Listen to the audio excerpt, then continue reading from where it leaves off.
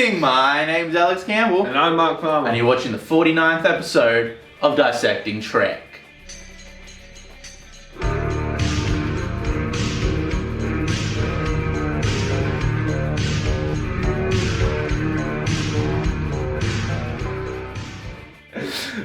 So the basic plot of this episode is there's some terraformers. We're reviewing Star Trek. Star Trek. The next generation. Some terraformers on a planet, they're terraforming it, and then an alien entity comes. Like an AI sort of entity, like technologically based rather than... Yeah, it's not like us. It's silicone based, I believe, rather than carbon based. We'll get into that.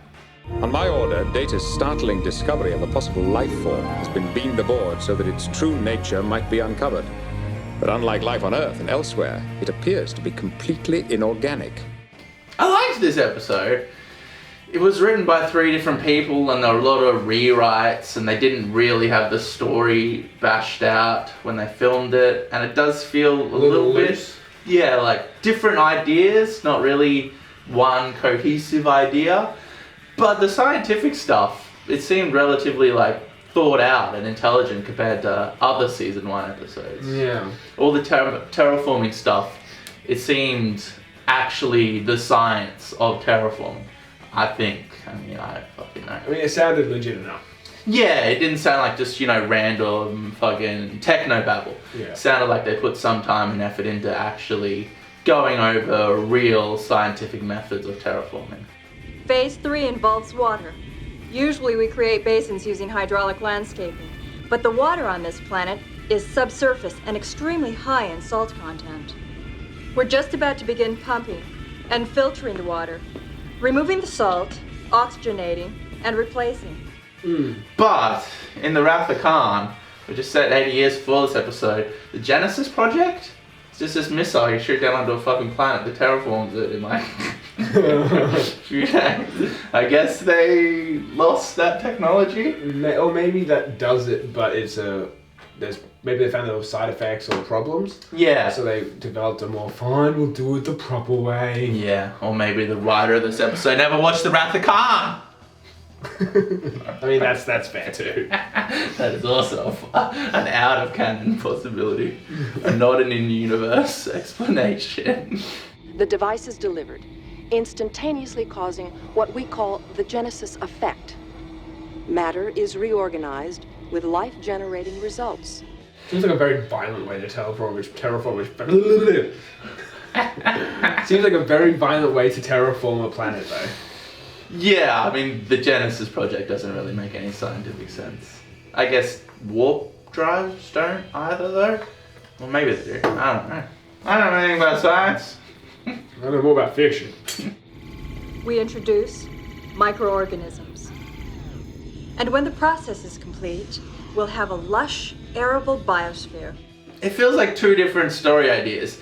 It sets up this mystery around these terraforming guys. Ooh, Troy at the beginning is like, they're not being honest, they're hiding something, they're secretive. And just viewing them, their body language. It was obvious. His tone, yeah. You don't need to be a telepath. Thanks for that, Beta. You just need to be a human and be capable of very base level interpretations of how humans act. I mean, yeah, I guess they were just trying to give her character actually a purpose. Do they ever? They kind of find a purpose. Yeah, she finds a purpose. When she's counseling people, like The Sopranos, that's what she should have done. Counselor Troy. Yeah, because her Betazoid bridge. No, she's got nice tits, but... because she can say, I sense something. They're hiding something. What are they hiding? I don't know. I'm not sure. Who's hiding it? Every time, that's exactly what it is. It's like, they're hiding something. I can't tell what it is. I'm not sure what it is. Oh, he didn't seem honest, but I can't tell why. Yeah. Well, thank you for that. Channel closed. His fear is escalating. If you'll excuse me, sir, I really must get back to work. I sense deliberate concealment, sir. Of what? I don't know, but it's intense. It'd be sure more helpful if you could actually read minds like a Betazoid. So, bastard! Well, yeah, I guess she's a half Betazoid, so she can't read minds. She can sense emotions, which we kind of can anyway. Like if someone's angry, yeah, I can tell. Yeah. If someone's sad. If someone's Can't you not being tell? honest, you can genuinely tell. Yeah, unless they're like a really good fucking... Like a pathological liar or something. Yeah. So yeah, they set up like... The first part of the episode feels like, ooh, there's a mystery, what's going on? Something ominous about these terraformer guys is going to be revealed. And then it just kind of switches into this, hey, we found this alien entity. Oh, I didn't know that was there. Yeah. They did know it was there? I guess that was the mystery? So they outlined that if a planet is to be terraformed within the Federation, there can't be any life forms on the planet, or any way a life form would ever come about. Yeah. Which I guess they take into account billions and billions and billions of years of evolution. Yeah.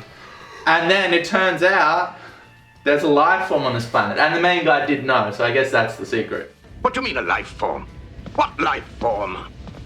Federation Recon Expedition certified Velara 3 lifeless. Yeah. He didn't like being accused of it though. No, and then it shifts from like an investigational mystery into the terraformers into alien entity. And like a lot of season 1 episodes, this episode seems to forget about all the other episodes. They're like, is it a life form? What is it? Is it intelligent? What is it? It's like a crystal, but they've already encountered the crystalline entity in data lore. It's already like talked to them, they've interacted with it, they know that silicone-based entities exist, they've interacted with it. Yeah, but they may not just know what they're like at the early signs of it. Like that was a big obvious entity. Yeah, well this is like a little... Data was pretty badass taking out that laser though. Yeah, that... In general, I think the pacing and suspense is good. It doesn't drag and it does kind of keep you engaged. It just feels a bit rough around the edges. And yeah, we've got some great scenes. Data fucking up the laser. I am now running the base drilling program.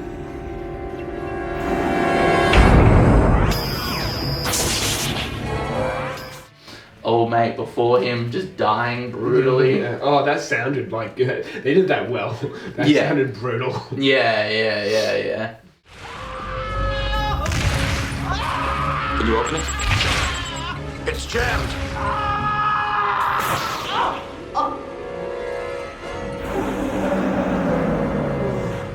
And yeah, it reminded me of The Expanse quite a bit, because in The Expanse they're trying to terraform Mars, so that's a big part. And then there's this thing in The Expanse, much like this entity, which like manipulates matter and all this jazz. Yeah, I don't know. The way they handled the entity, it was fine, but like it wasn't overly engaging or anything. No. It basically just wants to go down to the planet, and they're like... But then it doesn't let him... Yeah, then they try to beam it down to the planet, To and be it's fair, like, it doesn't meh. know what they're trying to do. It's probably like, where the fuck are they trying to beam me? They could be beaming me into fucking space for all I know. Yeah. And then the revelation comes, if you turn off light, it kills it. Which is also scientifically accurate. They've figured that out of the coronavirus. So UV light kills it hectically. Yeah, so if you're like outside and you cough, the UV light will diminish the particles far more than if you're inside or if it's nighttime. So presumably their lighting system has UV radiation, like from the sun. So they get like, what is it, vitamin E from the sun? Or vitamin D? Vitamin D. from the sun. Yeah, so because everyone on the Enterprise would either have to take supplements or get vitamin E from the lights, otherwise they'd be depressed. Yeah. Because that's how it works, Mark. Yeah, right. If we don't look at that giant ball of fucking flame that our rock rotates around long enough, we feel sad. Well, when you say it like that, it just sounds silly. Some people might say this whole thing's a joke. Two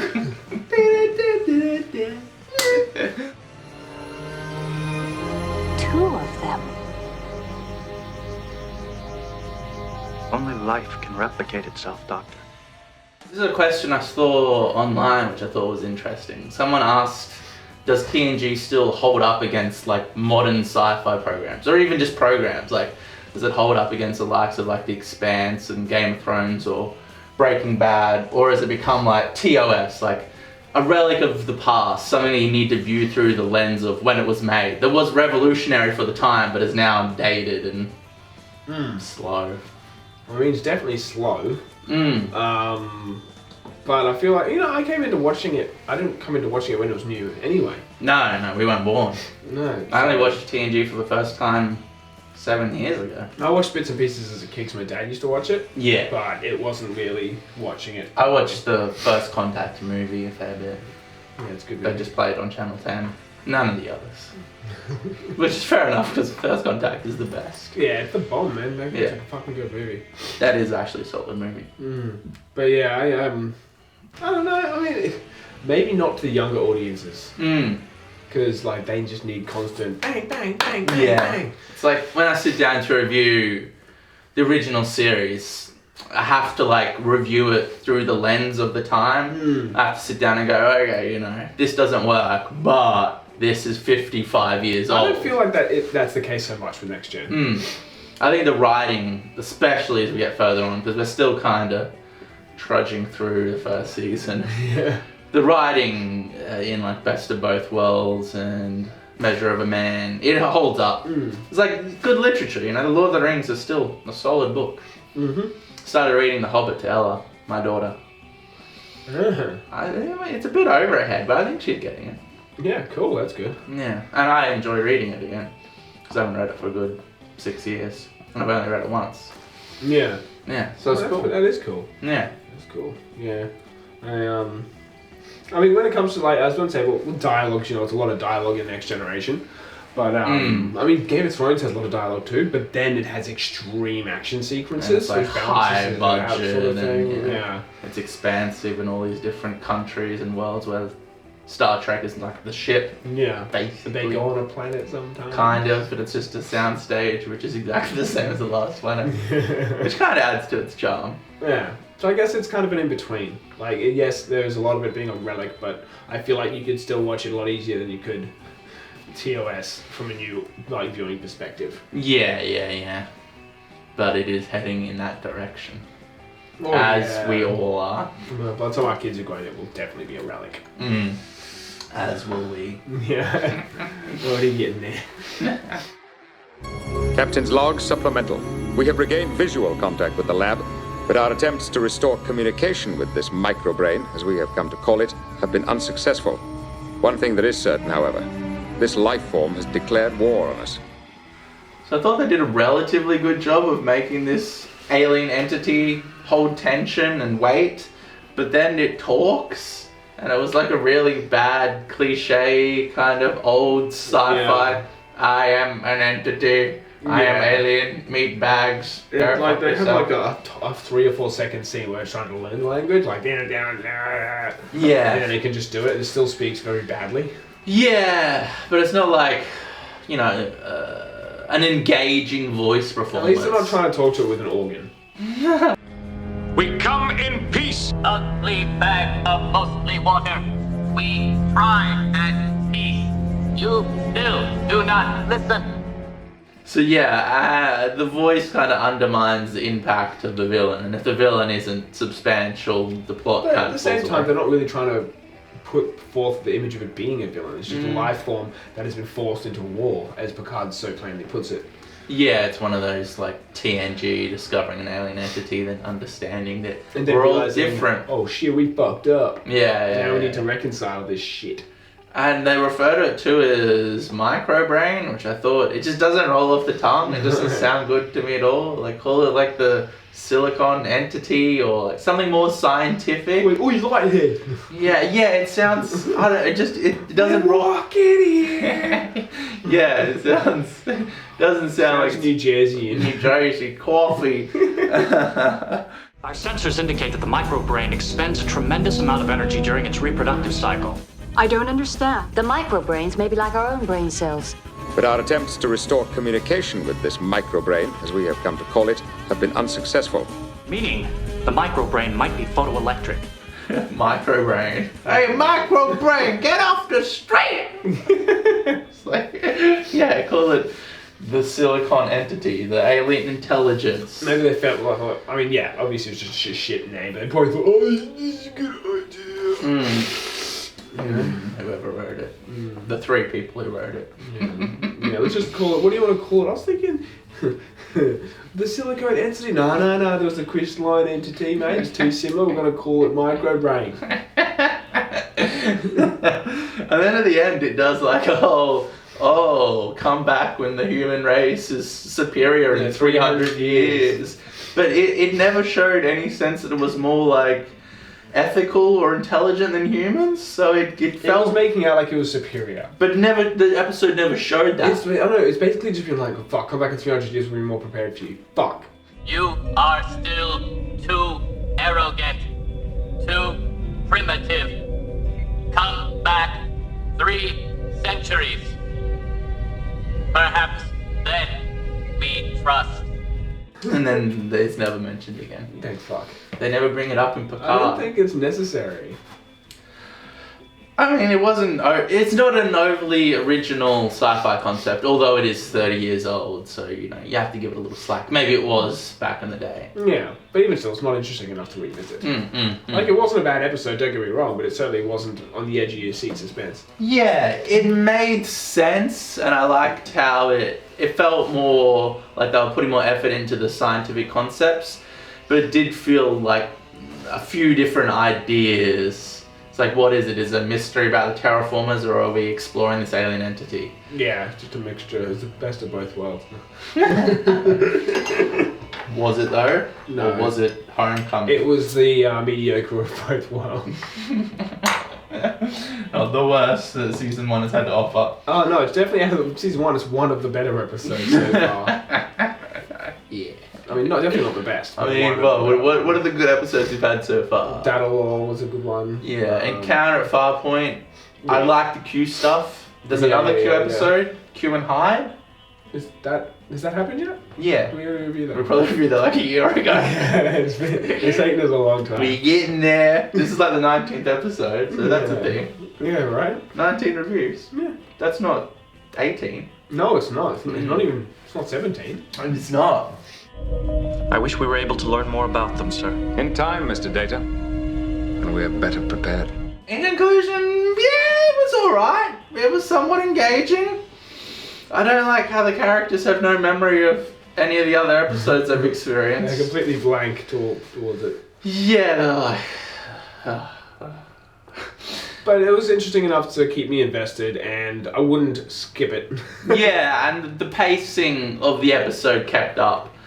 Like, you know, your normal arc, the introduction and the ramping up of tension and suspense, and then the conclusion. It did that, where some fucking episodes for season 1 just go... It's painful to finish. There's no tension, there's no suspense, there's no thing to pull you in. Like, there's too much Wesley. Yeah, we had some, like... some engaging like action sequences and moments where you're like, oh, this guy got like necked by the lasers.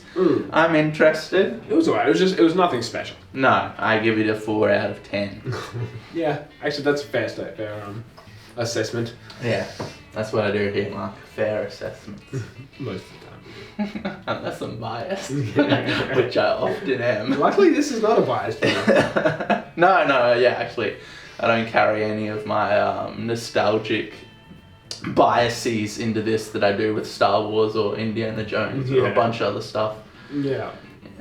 Thank you for watching. All that about me, subscribe in the comments. Got all the facts on how beans are another way. Thank you. Good night. None of you. Yeah.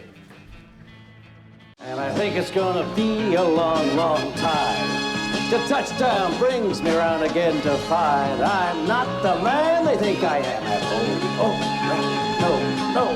I'm a rocket man. Rocket man. Burning out his fuse out here alone. And I think it's gonna be a long, long time. And I think it's gonna be long, long time. Go.